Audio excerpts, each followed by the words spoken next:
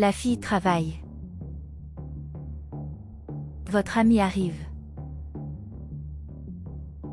Il regarde une pancarte indiquant qu'il n'accepte pas de crédit et la déchire. Ensuite, la fille dit qu'elle a besoin de se faire les ongles, mais qu'elle n'a pas d'argent pour payer, et dit qu'elle a un rendez-vous urgent. Elle répond que son emploi du temps est plein et dit que comme c'était écrit sur le panneau, elle ne fait pas crédit. L'amie dit qu'elle doit la voir, car ils se connaissent depuis des années et qu'elle pourrait aller dans un bien meilleur endroit, mais elle vient se faire les ongles avec elle. Mais la fille dit qu'elle sert un client et lui dit d'aller ailleurs. La femme est à nouveau impolie et dit qu'ils se connaissent depuis des années et qu'il devrait la servir plutôt que tout autre client. La fille demande du respect avec son client et dit qu'elle ne travaille que sur rendez-vous. La femme dit qu'elle va acheter une collation, et quand elle reviendra, elle lui servira. En partant, il croise une autre femme.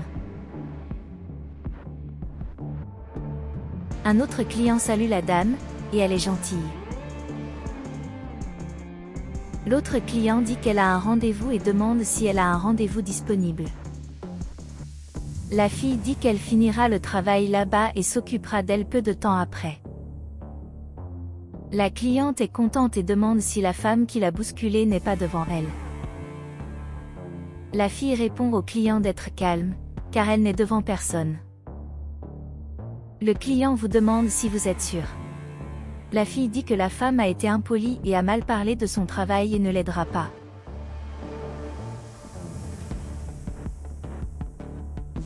La cliente demande pourquoi elle a laissé cette femme la maltraiter.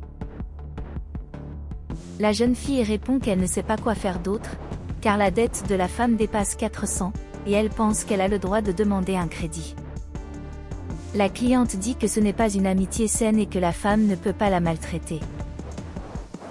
La fille commente qu'elle veut trouver un moyen pour elle de ne plus y aller, mais la femme insiste. Le client dit qu'il est possible pour une femme d'aller dans un salon chic et de ne pas la payer. La jeune fille commente même que son amie compte plus de 20 000 abonnés, et n'a jamais révélé son humble salon pour aider, et doit toujours, mais promet de cesser d'être une bête, et n'acceptera plus cette attitude.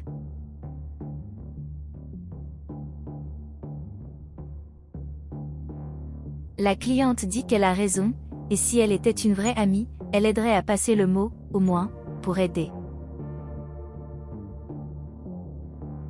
La fille commente qu'elle doit être une imposture et ment également sur les adeptes. Le client dit même qu'il pourrait s'agir d'un mensonge, et complète en disant que la femme a de l'argent, car elle la voit boire tout le temps au bar. La fille est surprise. Et il dit que ça fait longtemps qu'il n'est pas sorti pour s'amuser, parce que l'argent sert juste à payer l'addition. La cliente renforce l'affirmation selon laquelle la femme a de l'argent et dit qu'elle boit le plus cher. La fille dit qu'elle va se concentrer sur le travail. La femme arrive et se plaint auprès d'elle, car elle sert toujours ce client. La fille commente qu'il n'y a pas d'horaire pour elle et dit qu'il y a quelqu'un d'autre devant elle. La femme grossière dit que le rendez-vous est dans peu de temps et qu'elle veut être prise en charge maintenant. La jeune fille répond qu'elle se présente sur rendez-vous et que si elle le souhaite, elle n'a qu'à prendre rendez-vous à l'avance. Le client dit que la femme devrait avoir plus de respect, car elle a pris de l'avance. La femme demande pourquoi elle ne l'a pas servi avant l'autre client.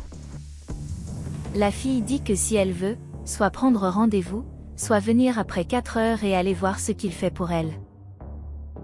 La femme dit qu'elle attendra alors et se dépêchera. Après s'être assise, elle dit qu'elle a besoin d'être vue devant elle, car elle est en retard pour son rendez-vous. La cliente demande ce qu'elle a dit, car elle n'a pas compris. La femme crie et dit d'un ton grossier qu'on s'occupera d'elle en premier. La cliente dit qu'elle a déjà pris rendez-vous et qu'elle ne cédera à personne, car elle a également un rendez-vous. La femme dit que son engagement est plus important, et ce qui lui en coûtera pour renoncer à son tour. La cliente dit que puisqu'elle dit qu'elle est une amie de la manucure, Elle devrait se comporter comme telle. La femme lui dit de ne pas se mêler de là où elle n'appartient pas, et elle sera la prochaine.